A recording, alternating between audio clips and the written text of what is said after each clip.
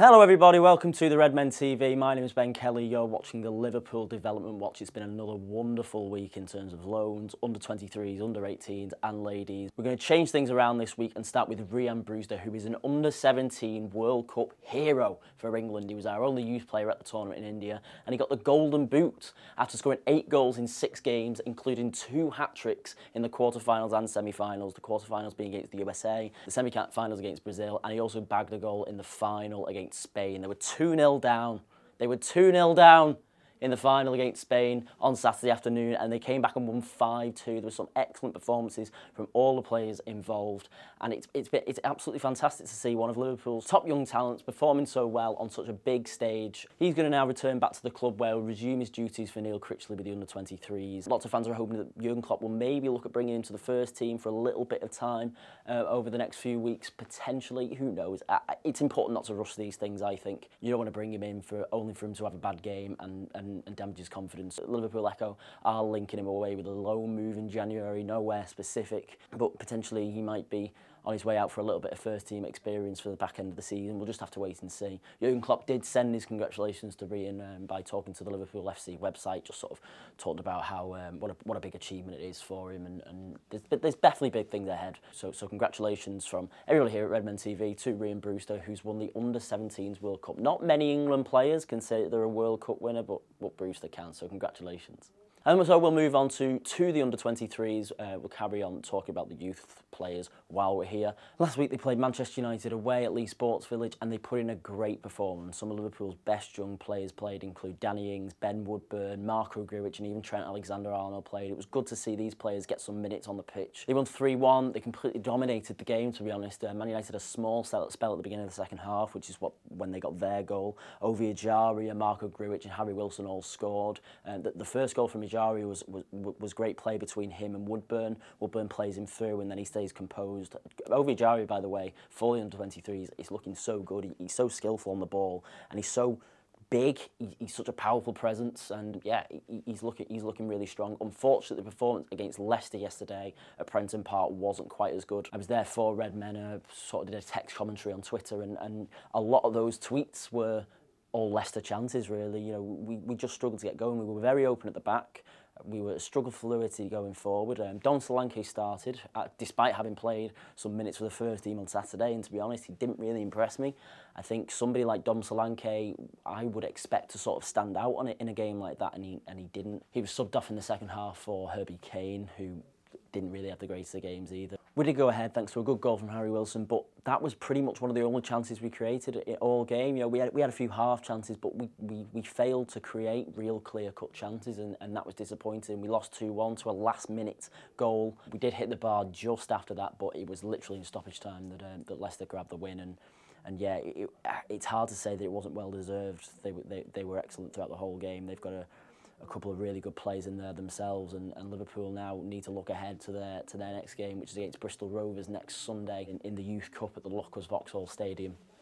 So hopefully they'll be able to pick up form. In other news though, a little bit of good news for the under-23s. Harry Wilson was named the September Player of the Month for Premier League 2. I don't know why it took so long to unveil the Premier League 2's Player of the Month for September, given that we're now nearly in November, but whatever. Yeah, he had a really good month in September. He got 5 goals in 3 appearances, including a hat-trick against Spurs at Anfield. I was at that game. He was excellent. Rhian Brewster also played in that game, and those two look really good together up front. There's a good partnership forming there. So congratulations, Harry Wilson, who's bagged the first of hopefully many awards in the Premier League as he develops his career both in the Premier League 2 and hopefully with the senior squad as we go forward. The under-18s though had a better week than the under-23s, I would say, because they only played 1 game, which was away at Rangers in a friendly at Ibrox, but they won 4-1 comfortably. Steven Gerrard's side really are on a roll at the moment, actually. Adam Lewis got a goal and assist, obviously left midfielder. Bobby Adekanye, Liam Miller and Rafael Camacho also all scored. They were dominant throughout the entire game, and their next game is on Wednesday at Prenton Park, the home of Tranmere Rovers, against Maribor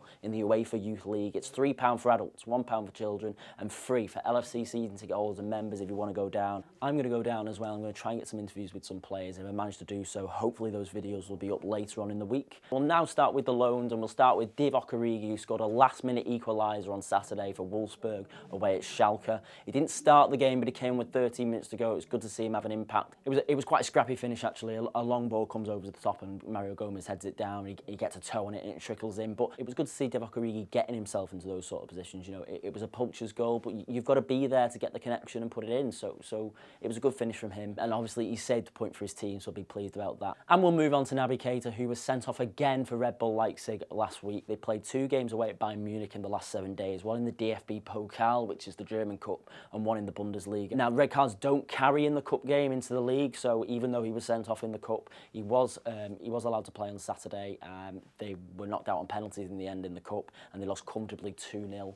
On Saturday in the league. That's now 3 red cards in his last 7 games for club and country, and they've all been double bookings. Now, obviously, that's his style of play. He is a bit of a Kante player where, you know, he does a lot of dirty work in midfield, he's energetic. But obviously, if he's getting sent off for those types of challenges in the Bundesliga, stricter referees in England are going to pull him up much more and more on that. He's really got to watch his discipline when he eventually arrives. Now, last week was a bit of bullshit because the website that I used to get the number of days it is until Naby Keita signs for Liverpool actually gave me an inaccurate amount of days. It gave me less days than the amount of days that are actually left. So we're on 245 days, and that's definite.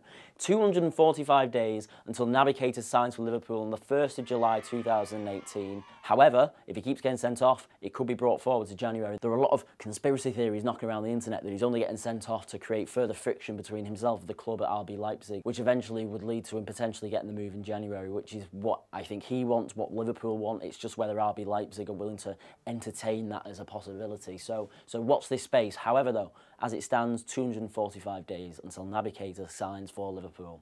Ryan Kent now, he didn't have much of an eventful week. He made an appearance as a substitute in a 3-0 loss for Freiburg away at Stuttgart. The home team pretty much dominated the entire game, and even though Kent was brought on at half-time, it was quite difficult. They were already 2-0 down. It's quite difficult for him to get into the game. And actually, they were down to 10 men after 12 minutes, Freiburg. And it's just, there was so much work to do, and he couldn't really have the impact on the game that he wanted to. And that rounds up the loans. We'll move on finally to the Liverpool ladies. They didn't play last week, but they were back to winning ways on Saturday with a 4-1 win over Sunderland ladies. And Natasha Harding, Liverpool star, Welsh international striker, scored a hat-trick. It's 4 goals in 4 games for her. They were behind after 11 minutes, but Harding levelled it with the first goal of the match just a minute later, and she got 2 goals later on in the match to make it comfortable, put the game to bed. They are back on track in the Women's League after a couple of difficult results earlier on this season. They lost to Chelsea, they lost to Reading, and they now sit 5th on 6 points, just a point behind Reading in 3rd. So hopefully this result puts them back on track towards another successful season for the ladies. And that concludes this week's Development Watch. You are now filled in on all the youths, all the loans, all the ladies stuff. Thanks very much for watching. If you enjoyed the video, please leave a thumbs up. Please subscribe to the Redmen TV. Follow me on Instagram, Twitter, Vole at bkelly776. And most importantly, leave a comment below with anything you want to discuss. I've been Ben Kelly. This has been the Development Watch, and I will see you next week. Bye-bye.